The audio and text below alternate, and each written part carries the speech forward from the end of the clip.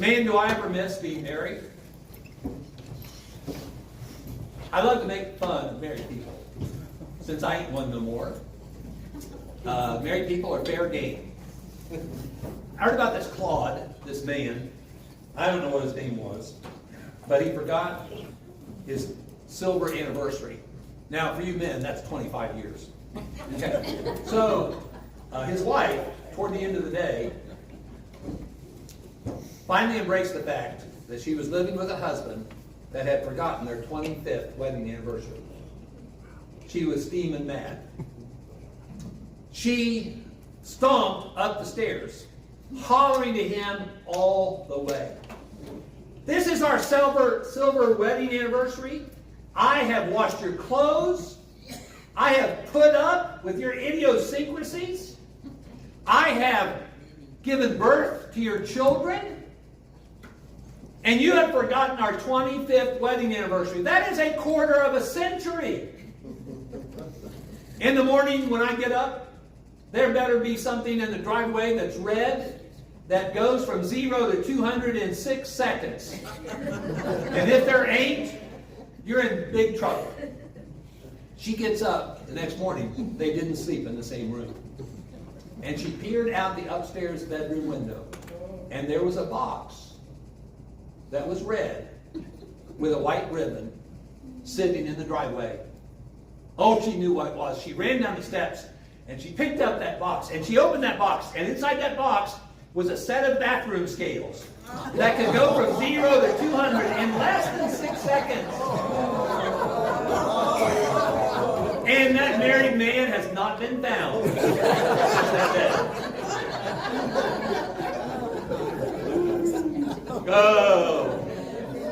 The moral of the story is, guys, don't forget those love landmarks in your life. It could be hazardous to your health. Hey, no offense to the lovely widowed people I've met since I have come to Bowie, Texas. I want to introduce you to my favorite widow. Her name is Millie. I met her on the north side of Cincinnati, Ohio. I was preaching in a gospel meeting, and the preacher there, a friend of mine by the name of Mark Phillips, came to me during the course of that gospel meeting, that revival, and he said, Dean, I've got this 90-plus-year-old woman who wants to take you out to lunch. Now, I've been, married for several decades and lived with 3 daughters, and I knew it was dangerous for a man to say no to a woman. And I said, well, sure, Mark, go ahead and set it up any day, and we'll go wherever she wants. Millie took me to a Japanese restaurant. I thought that was strange. I did not know 90-year-old women went to Japanese restaurants. So, we went on a date there. The waiter came and got our order, and then he walked away. And I turned to Millie, and I did with her what I love to do with widowed people. I said, Millie, tell me your story. I'd love to hear your story. And she kind of wondered what I meant by that. And I said, Millie, your story of love and loss. Tell me about your story. So she tells me about this guy she was married to for 63 years. And she tells me about the life they had together. She tells me about how he was as a father. She told me about him getting cancer. She told me about her caregiving. She told me about him passing away after 63 years of marriage. And then she dropped this conversational bomb. She said, but that wasn't my first husband. And I was blown away. I said, well, Millie, tell me about your first husband. She said, I was 19 years old, and we already had a child, about a year old, and I was pregnant with our second child. Millie said, my husband, Ray Farmer, was in General Patton's army in the Battle of the Bulge, and he died in that battle. I could quote you exactly what she said after that. She said, quote, I had him buried in France, a decision that to this day I regret.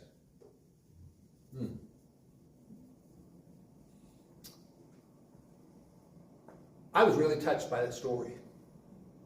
I got to thinking after I had lunch with Millie, mid-1940s, she's 19 years old. She's pregnant. She already has a 1-year-old child. How in the world did Millie Hartman survive as a young widow in the mid-1940s?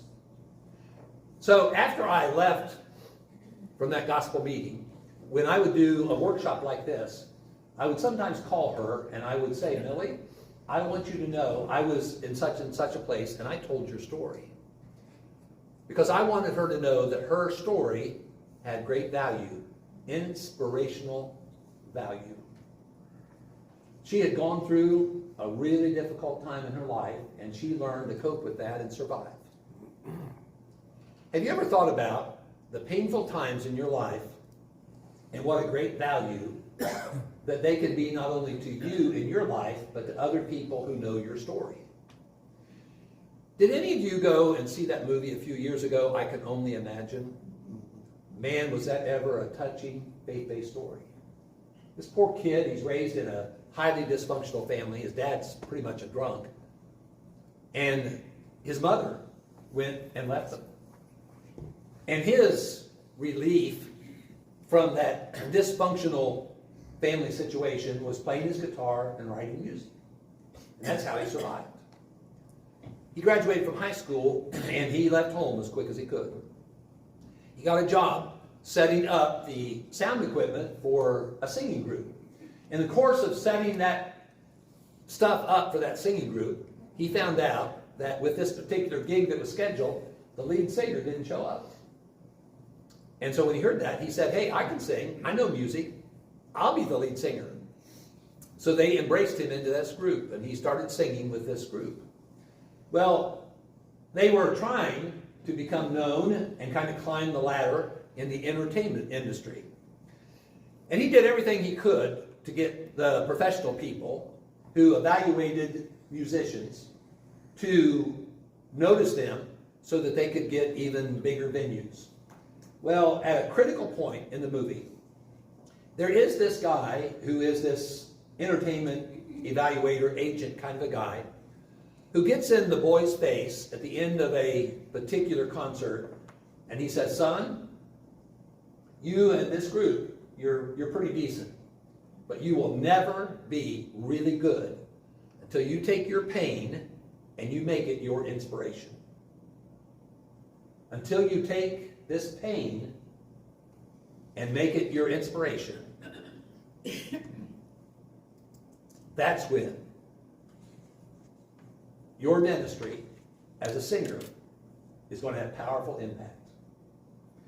He went back home. His dad, evidently in his absence, in some way found the Lord.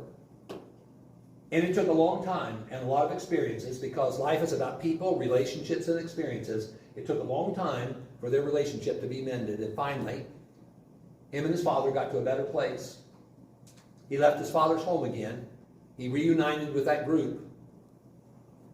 And they became very well known. Mercy Me is the name of the group. The song, I Can Only Imagine. The awful things that you've experienced in your life can be other people's inspiration if you're willing to share your story. Admit what a mess you were in the struggle you had. You can be somebody else's inspiration to help them in their life. We live in a world filled with a lot of troubles and trials. Jesus said in John 16:33, in the world you will have tribulation, problems, difficulties. But he said, be of good cheer. I have overcome the world. Whenever we're struggling in a stormy time in our life, one of the great values of that is learning we need help. And our biggest help is named Jesus. And Jesus has a church. And that church is his body. And we need to understand that we need Jesus and we need his church. But we need to be willing to share when we're struggling so we can get some of the best help he provides in storms in our life. And that's his people, in his body, in his church. The interesting conclusion to Millie Hartman's story is she died on July the 4th of 2018. I thought that was fitting in light of her first husband's death in France. She died on July the 4th. I have no idea what just happened. I'll fix it. Andrew says he can fix it.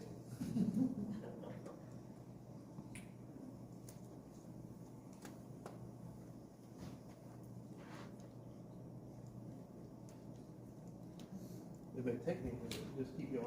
I'll figure It out. may take a couple of minutes. Let me share with you, in case you don't know, what it's like to experience the storm of losing a spouse. Let me share with you. You want to know what it's like? Let me read to you from the heart and life of other people.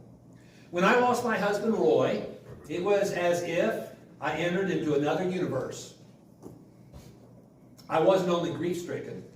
I was disoriented, terrified, and completely at a loss as to what I was supposed to do next. Although I wasn't on any medication, I feel like I was in a coma. I could hear what was going on. My body was present, but my mind was elsewhere.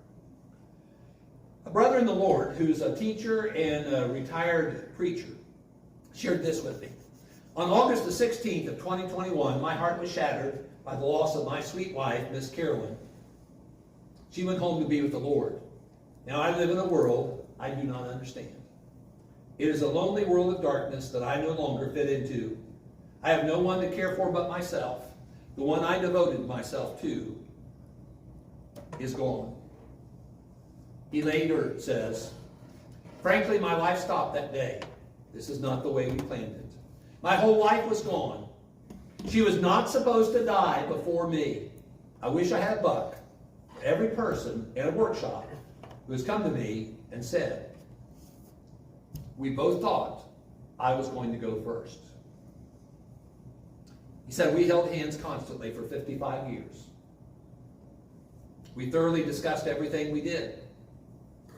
She laid out my clothes every morning so we would match. We prayed together 4 or 5 times a day.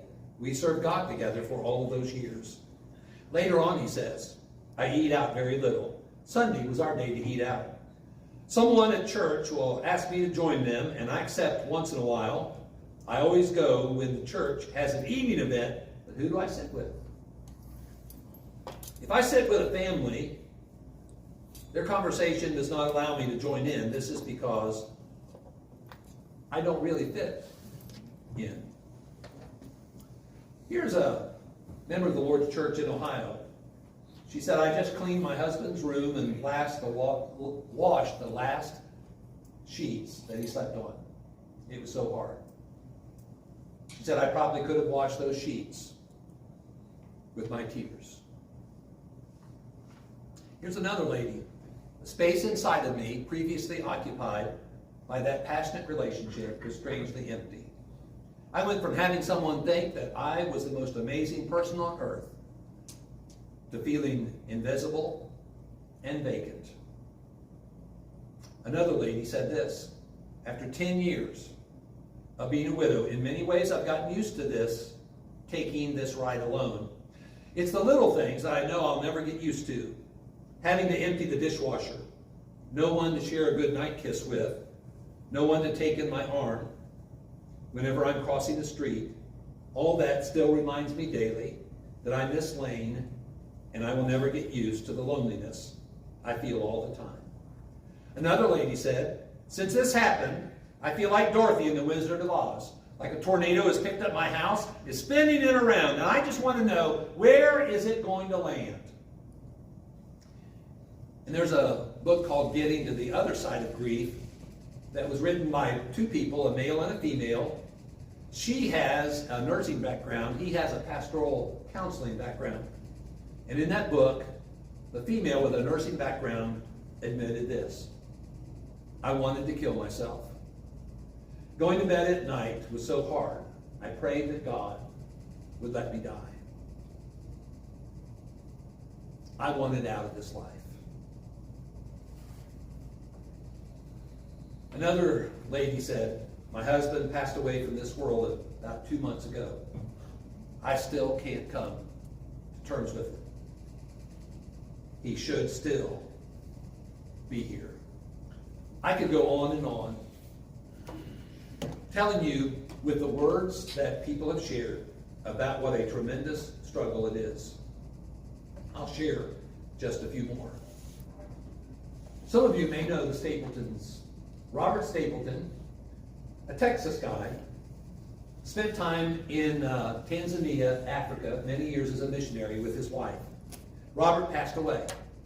Now here's a woman with a strong faith and a long history of being a missionary and preacher's wife. This is 2 years and 3 months after Robert died. They'd been married for 47 years. And here's what she shared with me. I know I have to do my best each day, but it is hard at times. I never dreamed it would be this difficult. I believe she's a secretary at the Brown Road School of Preaching up in the Dallas-Fort Worth area. One gal in her 50s that we met in Florida texted me in April of 2020, and she permits me to share this publicly now. I was told by a family member that loves me that time will heal. I don't think that is at all possible. 33 years of my life with my husband, sharing 3 children together, was my whole world. I can't see past today, and the pain is too much. Who knew that people struggled like this? Jackie in Arkansas said I wasn't a person anymore. Couples turned their back on me. A brother in the Lord who lives in Mississippi said, I don't know what's going on. I can't stop crying this afternoon. I'm so lonesome, but when people are around, I just want them to leave so I can feel okay crying. One more. One retired preacher said, a real marriage is about sharing, and the widow or widower no longer has someone to unload their life with. Children are great. Friends are fine, but never the same as what a husband and wife share. Dear Janice, wish you were here. Glad you were there. I had no idea that people who lost their spouse struggled like that until it happened to me. And until I started reading everything I could find on the internet and everything I could find in books written by people who lost their spouse. Remember, the only people at risk of being widowed are people who are married. That's why we need to teach about widowhood, especially to people who are married. In a good marriage, there's only one way it ends, with death, and that means somebody is left behind. Bad marriages end in a lot of different ways, and they're all ugly. Good marriages end in only one way. That's why we need to learn about the personal perspective about widowhood and what it's like. Here are the risk factors. You say, I do, and you stay committed to that, and you keep reading, and you've been tagged, you're the one that's it. You join the 15 million people in our country who are widowed. Now I'm going to ask you to think out loud together with me, and I'm going to challenge you in a group this large. I'm going to challenge you to give me a half a dozen things that in our culture we relate to widowhood. When you think about widowhood and the experience of widowhood in our culture, give me something that we relate to widowhood. Somebody get us started. Loneliness. It is almost always the very first thing that's mentioned. Some of you probably watched Kathy Lee Gifford on the Today Show for years. She was married to a guy named Frank. I watched him when I was a kid. He was a running back for the New York Giants. They were married for 29 years. Now, they were both married previously. They had 29 years together. He was significantly older than she was, and she lost him.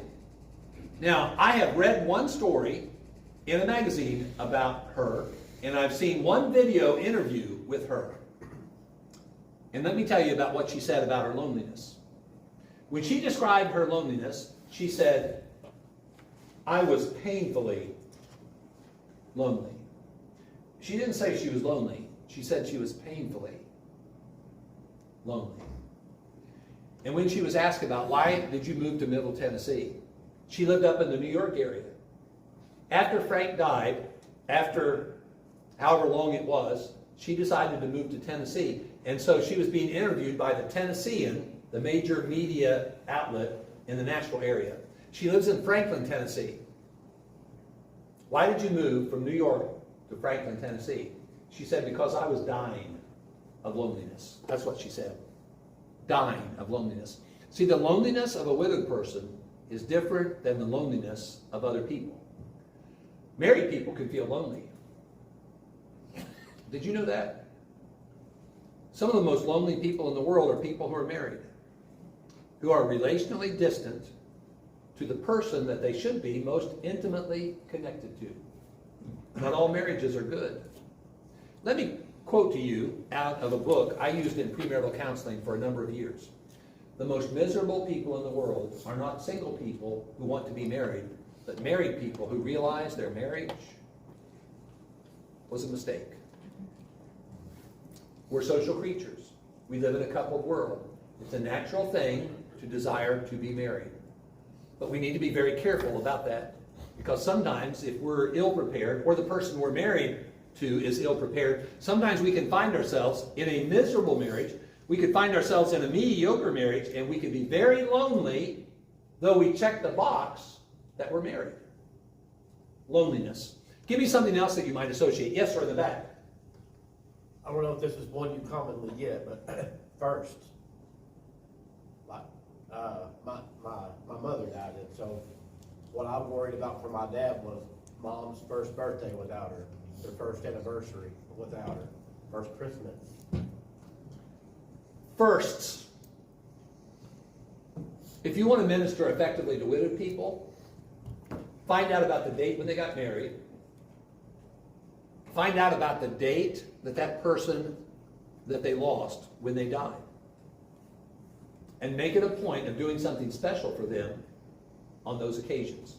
Don't make that your exclusive ministry, but that is a powerfully helpful and encouraging ministry when you remember the firsts. Now, after you deal with the firsts, you know what comes next? The seconds, and the thirds, and the tenths. But if somebody in our lives remembers the wedding anniversary, the birth date, the date of death, that is very encouraging. One of the difficult things about widowhood are the firsts. But the reality is there's also not just those dates, there's the first time that you come back to church.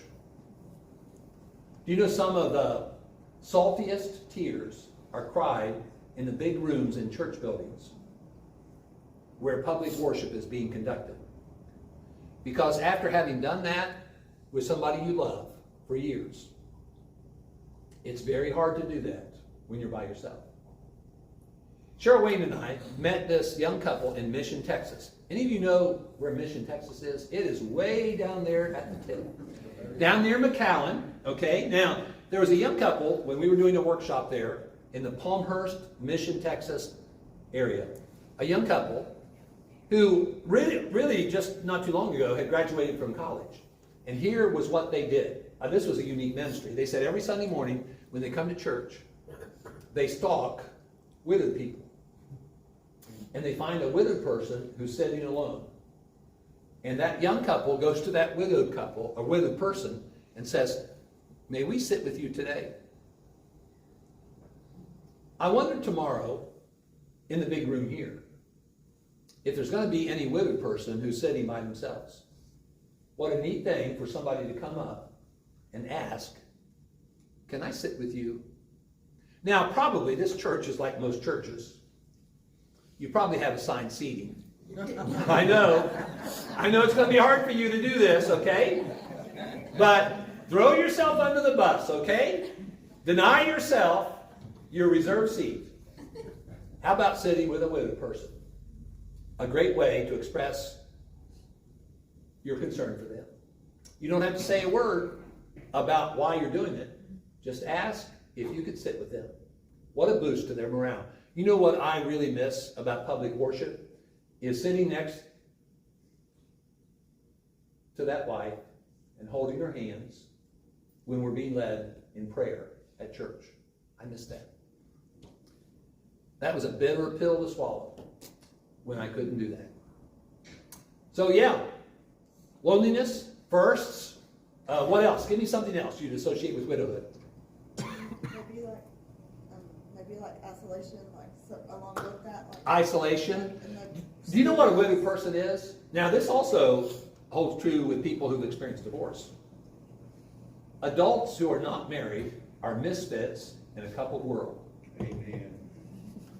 Well, you know, let me first of all say, and this may sound kind of weird hearing somebody say this, I'm glad my wife died first.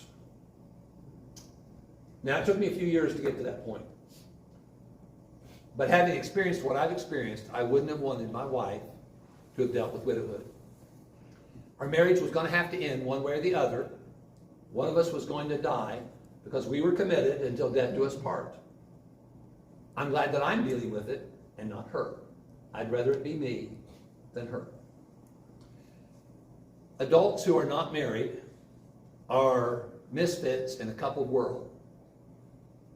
I was at the ticket counter in airport in Albuquerque, New Mexico. I had flown there. I left Atlanta. I did a workshop in the Dallas area, and then I needed to catch a flight from Dallas to Albuquerque to do a workshop there. There was a friend of mine. We used to go to church together in New Philadelphia, Ohio. I mean, a million years ago. And she went with me to Albuquerque, New Mexico. And when I was getting ready to check in my luggage to fly back to Dallas, I had a bag that was over 50 pounds. And you know what they make you do. So I had to get stuff out of one and put it into another. Well, when I got it out, this guy at the ticket counter, he reached out his hand to help me to take what I was going to have to move to another piece of baggage. Well, the friend of mine, the female friend of mine who was standing to my right, he said, well, here, let me give this to your wife, and she can hold it while you change the baggage. See the assumption? He thought I was married to her because I was with her. Don't make the same mistake I made last night. When I said to somebody, are you and her married? I made the same assumption I discourage other people from making. We live in a coupled world. I was at the Fried-Hardeman University lectureship. There they have this associates group that raises money for the school. And this group that raises money for the school had this place where you buy stuff. Every year when I went to the Fried-Hardeman University Bible lectureship, I came from Ohio to West Tennessee. I always bought something at that table to take home to my wife.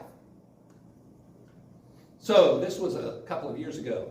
I approached the table, and the woman at the other side of the table said, now before the lectureship is over, make sure you buy something to take home to your wife.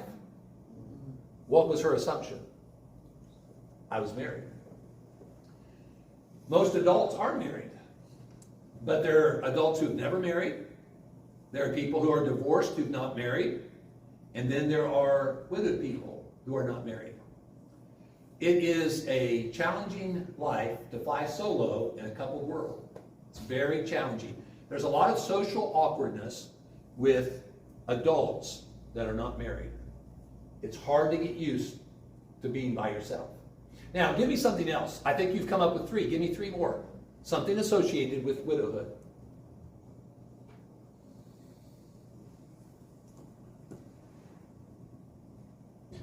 Being old. Being old. But did you remember the last session? Emily was 34 years old when her 36-year-old husband died. Renee, in Raleigh, North Carolina, was 29 years old when her husband died when the car went into a culvert ditch. Miss Brittany in West Tennessee was married to Bradford, and she got up one morning and she was married. She'd been married for about 1,300 days. I know this because I read her log. Her husband was trained to work with kids who needed help, and he was driving in Trenton, Tennessee. It was in a terrible, tragic auto accident. And after 1,300 days, before the sun went down that night, she went from being married to being widowed in her 20s. You don't have to be old to be widowed. Can you think of something else that would be associated with widowhood? I think you need help. How about this one? Can you imagine a person suffering loss? Maybe the loss of their spouse. What if they feel more relief than grief? Can you imagine a person losing their spouse by death and they feel more relief than grief? How would that be possible? Your spouse was sick. Okay, what if your spouse was sick and maybe you were a caregiver for an extended period of time and they die and they're faithful Christians? They have comfort, eternal comfort to look forward to. Now, if you have had that experience, you'd have a degree of relief. Can you think of another thing that might cause you to feel relief? If they abused you. What if you were in an abusive relationship? What if you lived in a house of domestic violence? Whenever that person dies, what's happened to that domestic violence issue? It's gone. It's gone as far as an event or experience in your life, but it's not gone in your thinker and your feeler. You're still going to struggle, but at least there's the relief of no longer having those violent encounters. What about if the person was an alcoholic? Or they've been unfaithful to you sexually, and you've been betrayed? There are times that you could lose a spouse, and you could have a sense of relief. Now, what if you had a sense of relief, and yet you know that we're supposed to be feeling grief when we lose a loved one? How's that going to make you feel? You're going to feel guilty, aren't you? Because you're supposed to be grieving, but you feel relief. Now, if you're feeling a lot of relief and not much grief, then you're going to struggle possibly with questions about, why am I feeling this way? And maybe even feel guilty. I call that internal confliction. Now, I suffer from an affliction. It's not in the medical journal. I call it overexposure to the female gender. I had a wife for 41 years, and I have 3 daughters. No male can live in that environment and not be messed up. So I'm not normal. It's called overexposure to the female gender. I need to do Wikipedia. People need to know about this. I want to start a support group for men who live in houses where there's only females. I think we all need therapy. A support group would be good. I love romantic movies. That is weird for a man to say that, isn't it? Now, after my wife died, man, for 2 or 3 years, I wouldn't listen to any music because a lot of it is romantic. I would not watch any Hallmark movie or any of those up and family type movies. After I got over that, after 2 or 3 years, I went back to loving them. I really enjoy those kinds of movies. And when I see those kinds of movies, because of my overexposure to the female gender, there are sometimes I tear up. Now, whenever we tear up in front of somebody else, I typically watch movies alone, so I don't have to do this. But when we tear up in the presence of other people, what do we say? Allergies. We apologize, don't we? I'm sorry. What do you have to apologize for? Nothing. You know, there's a book back here on the display table. It says, "Don't take my grief away." I love that spirit of Doug Manning. He's right. I don't care whether it's a child of yours, a friend of yours, an elder in the Lord's church, your preacher, your neighbor. Don't let anybody take your grief away. When you've suffered loss, you have earned the right to cry anytime you want to, anywhere you want to. At church, in the grocery store. Let me tell you about pushing my wife in a restaurant where they had a great bakery. And in that bakery, they had a candy section. I was pushing my wife in her wheelchair because she couldn't walk. She was afflicted with Parkinson's disease. I started tearing up. What in the world is wrong with me? That's what I was thinking. And then it dawned on me what my eyes saw. What my eyes saw was peanut butter and chocolate fudge. Now, the reason why that caused me to tear up was because my mother, every Christmas, made chocolate and peanut butter fudge. Anytime I see peanut butter or chocolate fudge, I think of my mother. And this was close enough to when I lost my mother that I started tearing up when I saw that. They're called grief triggers. And sometimes it will cause you to cry. Now, do you know there are people who can't cry? This is the flip side of that coin. There are people who can't cry. There are people who physiologically cannot cry. Now, if you're supposed to be crying, but you don't cry, how's that going to make you feel? You're guilty again. You see what a struggle this is whenever you suffer a great loss? Now let me show you some other things. You're going to experience some heartache that you've never experienced before, and you're going to start asking some questions that you have never, ever thought about before. As a matter of fact, some of those questions have to do with your faith.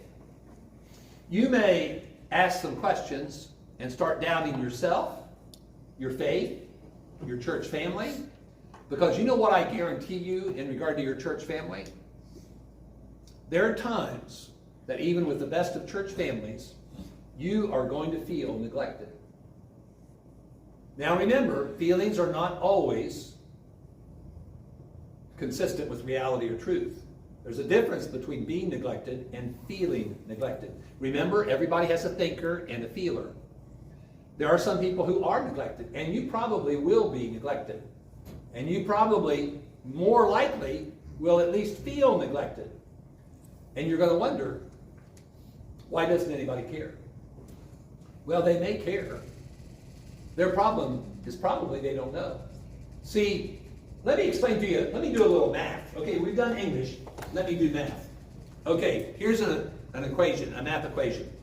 Knowledge plus compassion equals effective ministry.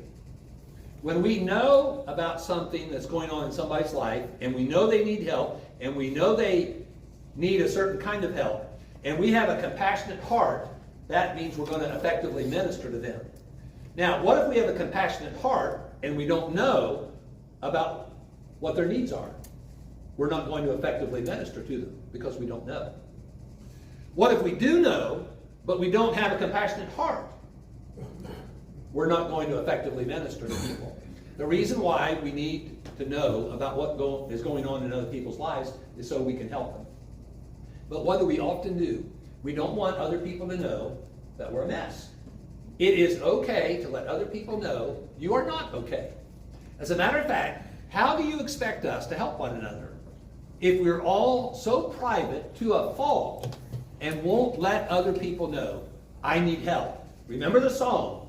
Go to YouTube sometime, not now, later. Plug in the search bar on YouTube. People need people.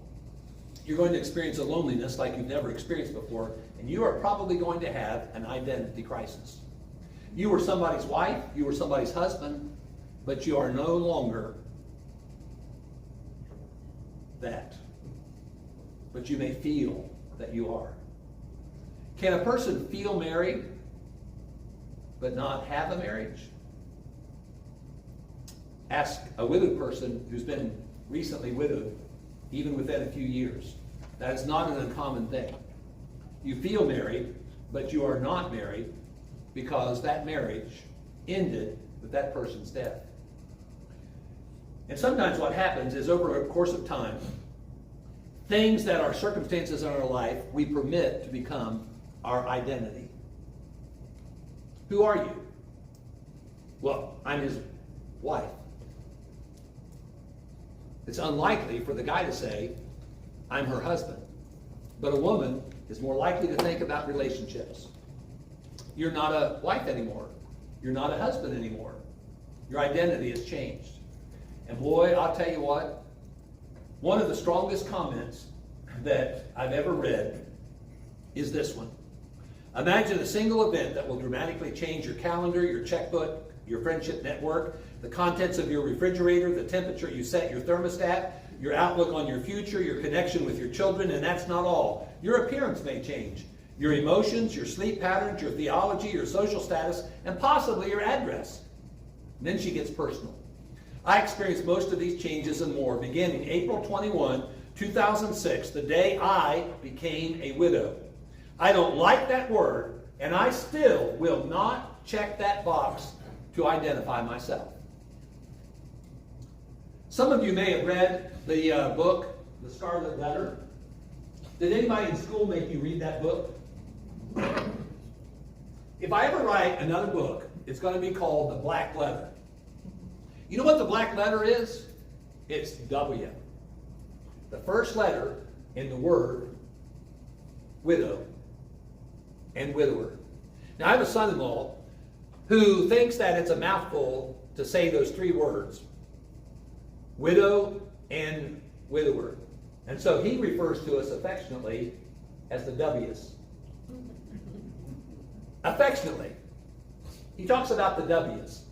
He and his wife, my oldest daughter, they have a ministry in Middle Tennessee, in their county, Rutherford County, where they invite the widowed to come and eat a delicious meal they would never make at their house, and enjoy fellowship with other people who have a common bond of the loss of their spouse.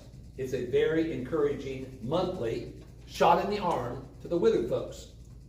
Now, let me tell you about this word, widow or widower. Some people are ashamed to admit that. This woman said, I still will not check that box to identify myself. I will. As a matter of fact, I'm real proud to say I am a widower. And here's why. It has something to do with this. There was a dear, sweet sister in the Lord who was married to a guy named Jim. They got to know one another when they were very young. They got married. He went off to the service. He got a medical discharge, and he struggled with his health. He was a teacher, and then he also became a preacher, but he had health problems. He couldn't even get around, and she pushed him around in a wheelchair everywhere he went. He preached from that wheelchair. Whenever he was in the hospital, which was way too often, she lived in that hospital with him while she continued to be an English teacher in a high school in Weirton, West Virginia. Whenever he was in the hospital, after school, she'd go directly to the hospital, and she was with him all night long. She'd shower at the hospital in the morning, and she'd go back to school to teach English in Weirton, West Virginia. After her husband Jim died, she posted on the first anniversary of his death about it being the first anniversary of his death. And one of her Facebook friends posted this. Miss Betty hoed her row all the way to the end. I thought, wow, what a neat way to describe a widowed person. See, not everybody who gets married hoes their row all the way to the end. Sometimes when you get married, your spouse shafts you, just deserts you, or is unfaithful to you, and blows up your marriage. Sometimes people choose the route of divorce because of what they've experienced. They don't hoe their row all the way to the end. See, the intention of God is, until death do us part. Well, a person who is widowed has hoed their row of marriage all the way to the end. Some of those people, they stopped hoeing real quickly because it was a sudden death. Other people served as caregivers for years. But the thing that they have in common when you're widowed is you can proudly say, I hoed my row all the way to the end. And look at the divorce statistics in our country. There are thousands upon thousands of people who don't do that. But if you're widowed, you do. I proudly say, yes, I am a widower. Every time I see a hoe now, I think about Miss Betty. And I think about how that is so true. Now, this borrowed hoe of mine, you can tell, is kind of beat up. It's aged a little, and there's been a lot of things that this hoe has experienced, just like a married person. It's not always peaches and cream. Sometimes it's hot, sweaty, and sometimes it's awful, it's painful, it's a struggle. Sometimes it's blissful, I mean like cloud nine. But a widowed person has hoed their row all the way to the end. It's nothing to be ashamed of. I don't mind checking that box. My marital state is not my identity.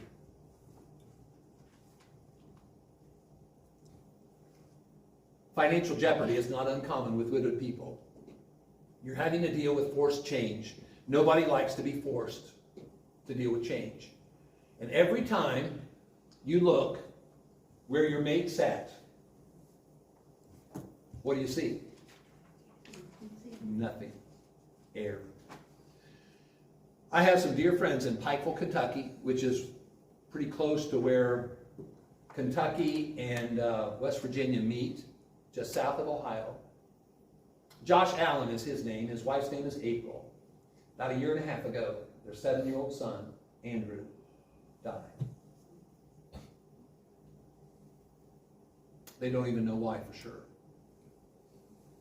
They think RSV, but they don't know for sure. What do you think they've done with his room?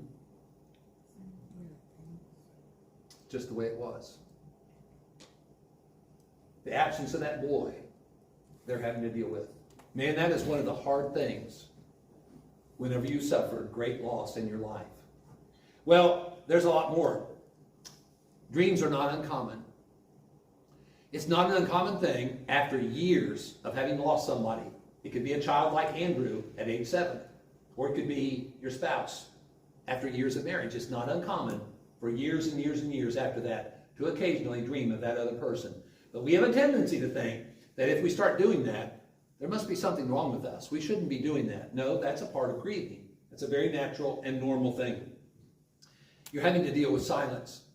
Do you know, I'd love to have this study done. I don't know how in the world you do this, but I'd love to hear the study of how much silence there is in the home of married people. Now, you guys have probably been in one room and heard your wife banging pans around. And you hollered over to her, "What in blue blazes are you doing?" Because they're making noise. Or he's dropped something. And you say, "Okay, what have you done now?" Okay? Not only do people need people, but people make noise. In a widowed person's house, there's a lot of silence. As a matter of fact, most widowed people, first thing in the morning, do the same thing. They turn their TV on or their radio. The silence can be deafening. It's a part of that hard adjustment. The emptiness you feel is very natural and normal because that person helped you have a sense of fullness and richness. You now are dependent in ways that you don't like to admit. You need to be willing to accept help and seek the help of others. And when people offer to help you, don't stop them from enjoying the blessing of helping you. Permit them to help you. There's stress involved that you're going to struggle with, and it's not an uncommon thing for you to be angry. Now, who are you going to be angry with because somebody precious in your life died? There's a list of people. Can you start the list for me? Who might you be angry at? Yourself. Yeah. Wait a minute. Wait, now, somebody says them. So somebody dies on you, and you're mad at the person who's died. That sounds a little crazy, doesn't it? But that's not crazy. That is very normal. When Cheryl Wayne and I were in Titusville, Florida, we met a lady named Jackie. And Jackie admitted to us that sometimes when she would take a shower, after her husband died, she would beat the walls of the shower and she would scream, "Why did you leave me? Why did you leave me?" Is that a crazy woman or what? Well, if you met her, you might think she is. Amen. Yeah, she is a hoot. She is a joy to be with. She's surviving that experience. She's doing way better. But she was angry at her husband for up and dying on her. That's not an uncommon thing. Now, who else could you be mad at? Yourself. You're mad at yourself. Why are you mad at yourself? For not being able to save them. You can't save them. Isn't it awful to be in a situation where you know and love somebody, you know the situation they're in, you want to help them, but you cannot do that. You can't stop it from happening. Boy, that is an awful feeling to have. And you could be angry with yourself. Why couldn't I stop that? But the natural process just goes on. and they die. It's not uncommon to be angry at yourself. Who else could you be angry with? God. God. So now we're going to blame God. Okay, let me share with you something I think that might help you in regard to your perspective about life. This could help you the rest of your life.